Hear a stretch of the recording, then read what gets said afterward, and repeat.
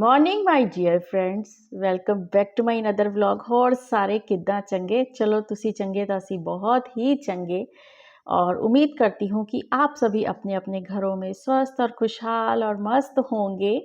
और मेरी जो हाउस क्वीन है, मेरी सारी डियर फ्रेंड्स हैं, वो अगर मन से नहीं भी स्वस्थ और खुश होती फिर भी सबको खुश करने में लगी रहती हैं। तो उन सब का बहुत बड़ा वाला थैंक यू। और हम सबको उनका सपोर्ट करना चाहिए और उन्हें अप्रिशिएट करना चाहिए।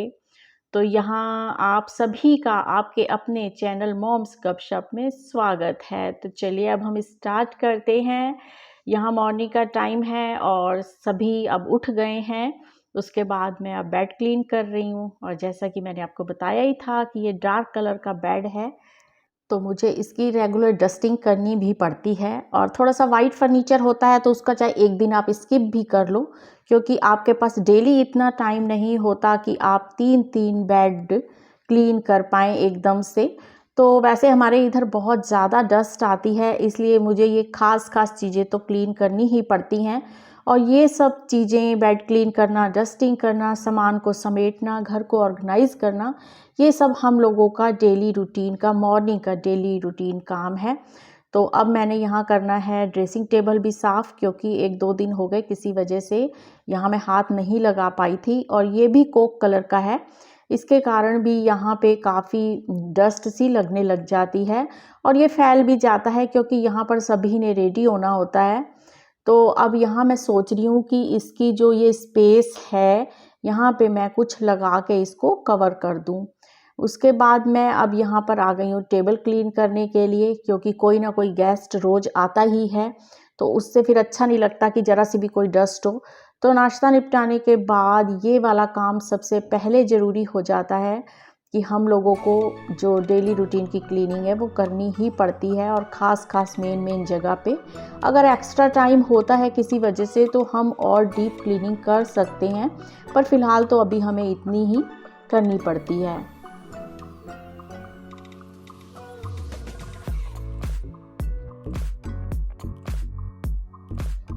और मेरी एक वीडियो में किसी सिस्टर ने कमेंट किया था कि भाई अगर आप ये समझते हो कि हाउस वाइफ की वैल्यू नहीं है और उसी को डांट पड़ती है, तो ऐसा कुछ नहीं है। सभी को, मतलब जो जॉब करती हैं उन्हें भी कहा जाता है कि आप बातें ही तो करती हो और करती क्या हो, और घर में रोटी बनानी पड़ती है तो और तुम लोग करती क्या हो। तो उन्होंने मैं ये कहा था कि आप चिंता ना करें, ये हाउस वाइफ की नहीं, जॉब वाली की भी परेशानी है। लेकिन हमारे यहाँ ऐसा नहीं होता। हमने देखा है कि मेरे इर्द गिर्द हमारी सोसाइटी में 99% लेडीज़ जो हैं वो जॉब वाली हैं। तो उनके हस्बैंड शाम को उनके साथ पूरा काम करवाते हैं, यानी कि सब्जी बनवाते हैं, रोटी बनवाते हैं, और अपने सुबह बच्चों को वो उनका लंच पैक करवाते हैं, बस तक छोड़ने जाते हैं। और उनकी वाइफ को अगर जल्दी उनसे पहले निकलना होता है अपने स्कूल या ऑफिस के लिए, तो वो उनको ड्रॉप भी करके आते हैं और बाद में घर को लॉक वगैरह करके अपना लंच बॉक्स होके लेके वो जाते हैं। और इवनिंग में आकर अगर हो सकता है तो वो खुद ही चाय बनाते हैं और अपनी वाइफ को भी देते हैं, साथ में बच्चों को पढ़ाते भी हैं। और मैंने देखा है कि संडे वाले दिन तो वो उनके साथ कपड़े धुलवाते हैं और पूरी डाई वगैरह, मेहंदी जिन्होंने लगानी होती है वो भी एक दूसरे को ही लगाते हैं। तो बहुत हेल्प करते हैं हमारे यहाँ पर। तो इसी वजह से मैं क्या करती हूँ कि जैसे हम रात को वॉक करने निकलते हैं तो उस टाइम उनका डिनर बन रहा होता है, तो सबकी खिड़कियों में से दिख रहा होता है, तो जेंट्स ही अक्सर खड़े होके खाना बना रहे होते हैं।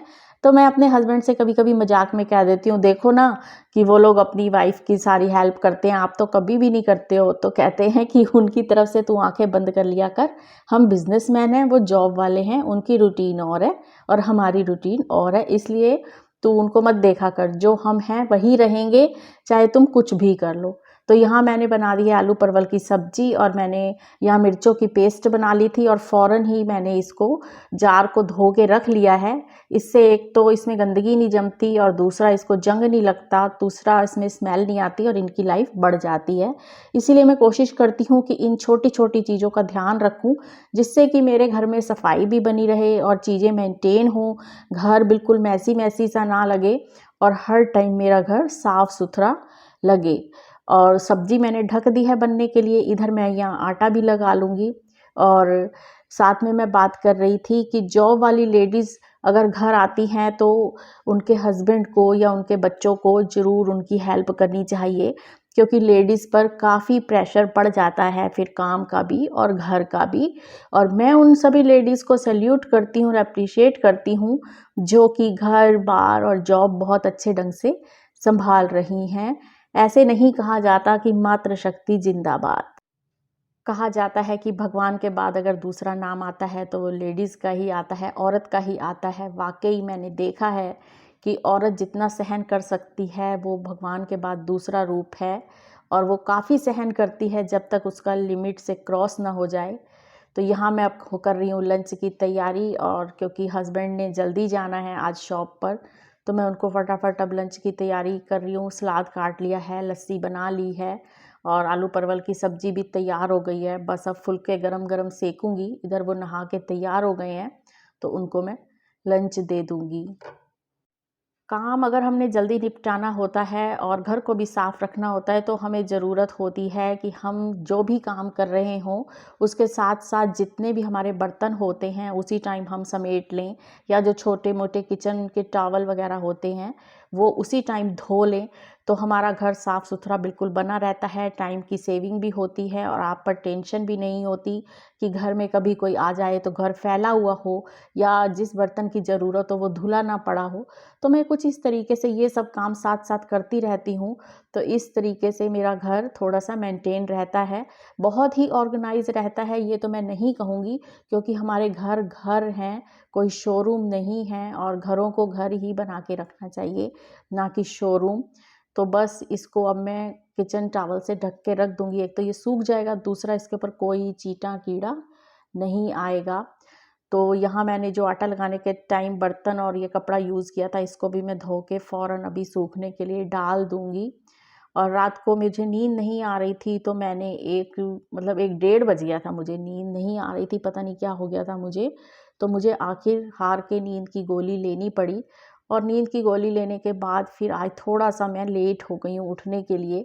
और आज मैंने फिर सिर पे मेहंदी भी लगानी थी, वो भी मेहंदी लगा ली, साथ-साथ में सारे मैंने काम निपटा लिए हैं। तो बस हर लेडीज़ अपने घर को अपने तरीके से चलाने की कोशिश करती है, जैसा भी उसको अच्छा लगता है, जैसे वो मैनेज कर सकती है। हम लोगों का वीडियो बनाने का एक ही पर्पज़ है कि एक तो लेडीज़ हम जो हैं कि अपना थोड़ा-सा खुश रहने की कोशिश करते हैं, थोड़ा-सा दूसरों को देख के मोटिवेशन मिल जाता है। जैसे मेरे वीडियो बनाने से मेरी कई फ्रेंड्स को ये लगा है, जो मेरा दूसरा चैनल है उसको देखकर, उसका भी मैं आपको लिंक दे दूँगी, आप लोग ज़रूर प्लीज़ जाइएगा, उस चैनल को भी सब्सक्राइब कीजिएगा और लाइक कीजिएगा और वहाँ की भी वीडियो को देखिएगा। तो उस चैनल को देखकर मेरी काफ़ी फ्रेंड्स ने क्या किया है कि जो अब ये उम्र हो रही थी हमारी, उसको देख के सबको लग रहा था हाय हम बूढ़े हो रहे हैं, पता नहीं कब मर जाएँगे। अब उनको देख के लगता है नहीं, ज़िंदा दिल रहना चाहिए, लाइफ जब तक है उसको अपने हिसाब से एंजॉय करना चाहिए, फैमिली को भी साथ में लेकर चलना चाहिए। ऐसा नहीं है कि हम सिर्फ अपनी ही मर्जी कर सकते हैं, ऐसा नहीं होता। तो उनको लगा कि किसी ने मेरे को देख के गार्डनिंग करनी सीखी, किसी ने कुकिंग करनी सीखी कि नहीं यार ऐसे रहना चाहिए, किसी ने खुद को अपने आप को थोड़ा-सा बदलने की कोशिश करी है।